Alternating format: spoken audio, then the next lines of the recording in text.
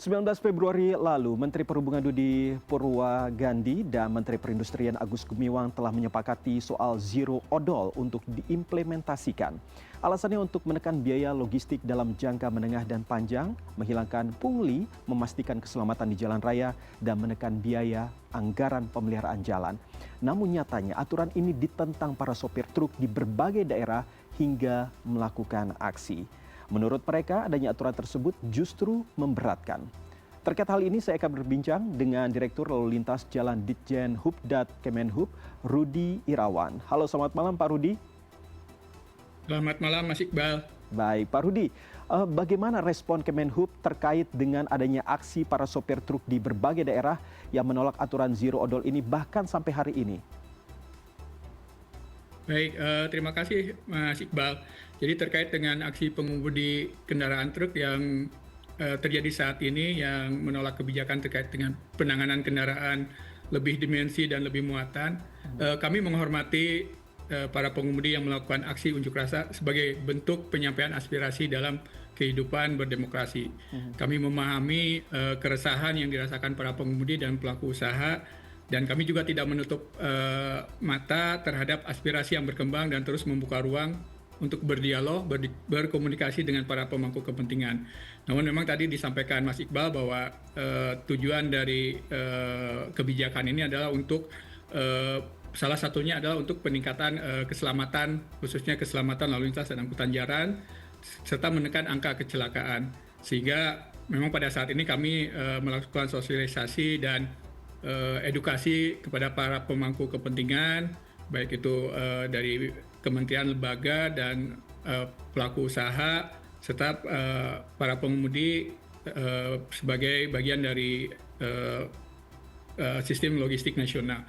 Dan memang pada saat ini kami yang dikoordinir oleh Kementerian Koordinator Bidang Infrastruktur dan Pembangunan Kewilayahan sedang menyusun suatu rencana aksi terkait dengan penanganan kendaraan lebih dimensi dan lebih muatan ini. Baik Pak Rudi, seperti yang kita dengar bersama beberapa hari belakangan ini, salah satu yang dikeluhkan adalah soal tindakan petugas di lapangan yang justru merugikan mereka. Bukan perusahaan atau pemilik truk yang kena sanksi jika overdimensi dan overload, tapi mereka sendiri para sopir truk. Nah, respon dari Kemenhub seperti apa? Baik, terima kasih Pak Mas Iqbal. Jadi memang berdasarkan Undang-Undang Nomor 22 Tahun 2009 tentang Lalu Lintas dan Angkutan Jalan, bahwa pelaksanaan penindakan dan pemberian sanksi itu diberikan kepada setiap orang yang mengemudi kendaraan di jalan. Jadi sehingga memang pada saat dilaksanakannya penindakan atau memang pada saat adanya kegiatan terkait dengan penegakan hukum, maka petugas akan mengenakan pidana itu kepada pengemudi. Namun demikian, hal tersebut tidak semata-mata menjadi beban pengemudi secara pribadi, karena peran pengemudi merupakan bagian dari proses distribusi barang yang dilaksanakan oleh pemilik kendaraan atau perusahaan angkutan barang, sehingga yang itu merupakan satu yang berada dalam suatu sistem logistik, sehingga sanksi yang diberikan menjadi beban juga bagi pemilik kendaraan atau perusahaan angkutan barang tersebut. Sehingga kita ke depan dalam pelaksanaan penegakan hukum ini akan didorong secara digitalisasi, kemudian melalui alat bukti rekam elektronik, sehingga pelaksanaan pemberian sanksi dan denda itu akan langsung disampaikan kepada pemilik kendaraan yang berdasarkan database itu pemiliknya siapa dan alamatnya di mana, kemudian perusahaannya perusahaan apa. Jadi Oke, Pak Rudi, kalau saya tidak salah, hampir di setiap daerah itu selalu ada jembatan timbang begitu ya untuk bisa memantau truk yang overload ataupun overdimensi. Nah, sebenarnya sudah ada aturan resmikah sebelum zero odol ini diberlakukan begitu ya? Nanti di tahun 2026 terkait aturan dimensi maupun bobot barang bawaan truk. Seperti apa aturan sebelumnya itu sehingga kita bisa mengetahui juga apakah aturan tersebut berjalan sesuai dengan apa yang sudah ditetapkan atau justru tidak sesuai sehingga ada aturan baru seperti sekarang ini? Baik Mas Iqbal, jadi sebenarnya semua aturan itu sudah ada Mas Iqbal. Jadi pada sekarang itu bukan kegiatan membuat suatu aturan baru, tapi memang aturan yang sudah ada. Nah, kami berusaha untuk menegakkan aturan tersebut. Nah, terkait dengan aturan terkait dengan dimensi dan muatan barang ini memang sudah diatur dalam Undang-Undang nomor 22 tahun 2029 tentang lalu lintas dan angkutan jalan. Kemudian ada peraturan pemerintah nomor 55 tahun 2012 tentang kendaraan, serta peraturan pelaksanaannya seperti peraturan menteri, surat edaran atau peraturan dirjen. Nah, di mana kalau kita tahu bahwa pelanggaran over dimensi merupakan suatu kondisi di mana dimensi pengangkut kendaraan tidak sesuai dengan standar produksi kendaraan yang sudah disetujui dan memenuhi persyaratan teknis layak jalan dan keselamatan.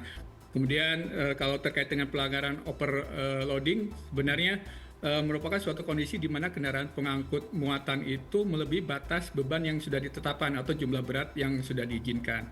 Nah, berdasarkan data pengawasan di tahun 2024 itu di unit pelaksana penimbangan kendaraan bermotor di seluruh Indonesia itu dari 2.400.000 kendaraan yang diperiksa ditemukan sebanyak 24,15% yang melakukan pelanggaran dan 75,8% itu tidak melakukan pelanggaran, di mana memang pelanggaran yang paling banyak yaitu pelanggaran yang terjadi adalah kendaraan yang melanggar ketentuan daya angkut.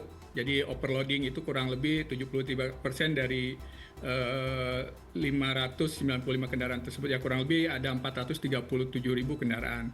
Sedangkan untuk yang melanggar terkait dengan ketentuan dokumen adalah kurang lebih 239.000 kendaraan atau 40% ya dari pelanggaran yang terjadi itu.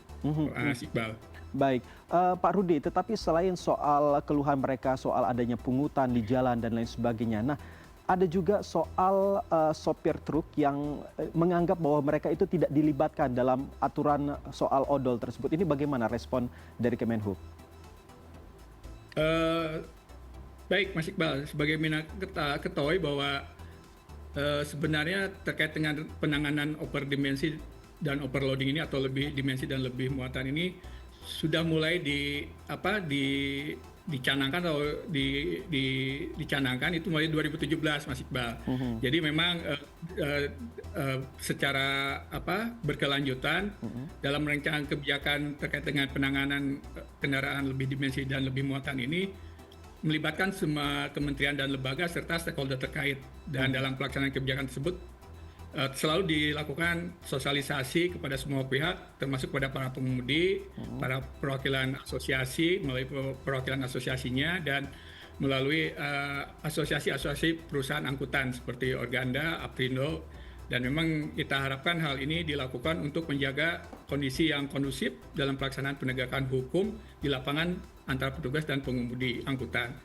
Sehingga pada saat ini kami pemerintah selalu membuka diri terhadap saran dan masukan serta aspirasi dari semua pihak termasuk dari para pengemudi, Mas Iqbal. Nah, saat aturan ini benar-benar berlaku dan diterapkan, apakah ada jaminan nih dari Kemenhub khususnya ataupun kementerian lain maupun kepolisian bahwa tidak akan ada lagi pungli di jalan? Dengan melihat kondisi perkembangan semakin terbukanya sistem informasi dan teknologi yang berkembang saat ini, kegiatan-kegiatan yang tidak sesuai dengan aturan kita harapkan bisa dihilangkan dengan sendirinya. Di samping pengawasan dan penegakan hukum itu terus didorong melalui digitalisasi dan pemanfaatan perkembangan teknologi. Dalam mengatasi kendaraan lebih dimensi dan muatan ini, kami tidak hanya fokus dalam penindakan secara konvensional, tapi kami menciptakan suatu sistem pengawasan yang bersih, transparan, dan akuntabel dengan pemanfaatan teknologi digital. Dan hal itu kita harapkan mengurangi interaksi antara pengemudi dengan petugas di lapangan, sehingga kita harapkan terkait dengan pungli ini bisa dihilangkan di lapangan, Mas Iqbal. Oke, nah Pak, ini banyak pengusaha karoseri yang masih memproduksi bak truk yang melebihi dimensi standar. Apa sebenarnya langkah Kemenhub terkait dengan pengawasan ini? Baik, terkait dengan permasalahan ini, Mas Iqbal. Jadi kita sudah mengeluarkan beberapa kebijakan atau ketentuan aturan, misalnya berdasarkan surat Dirjen Perhubungan Darat nomor AJ poin 510 tahun 2020 tanggal 22 April 2020 perihal kepatuhan rancang bangun dan rekayasa kendaraan bermotor, disampaikan bahwa Apabila ditemukan pelanggaran berupa overdimensi, maka akan dikenakan sanksi berupa pembekuan surat keputusan rancang bangun maupun permohonan pengesahan SK rancang bangun. Kemudian juga kita sebenarnya di tahun 2019 juga kita sudah mengeluarkan surat edaran nomor 21 tahun 2019 di mana terhadap mobil barang atas pelanggaran muatan lebih atau overdimensi itu di mana perusahaan karoseri dan atau penjual kendaraan bermotor dealer dilarang memproduksi, merakit dan melayani pembelian kendaraan barang yang dapat menimbulkan pelanggaran muatan lebih dan atau pelanggaran terhadap ukuran lebih atau lebih dimensi.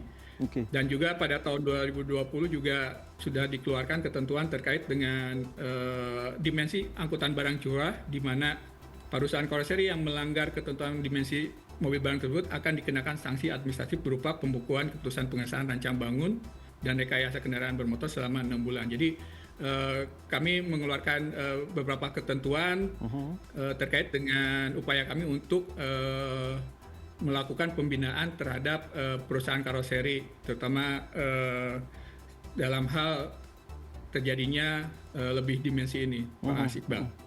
Nah Pak, tanggal 19 Februari lalu kan sudah disepakati nih aturannya, baik itu dari Kemenhub maupun Kemenperin. Namun dengan adanya aksi para sopir truk, apakah Kemenhub dan juga instansi lain akan mempertimbangkan revisi atau penyesuaian aturan odol ini dengan melihat kondisi di lapangan?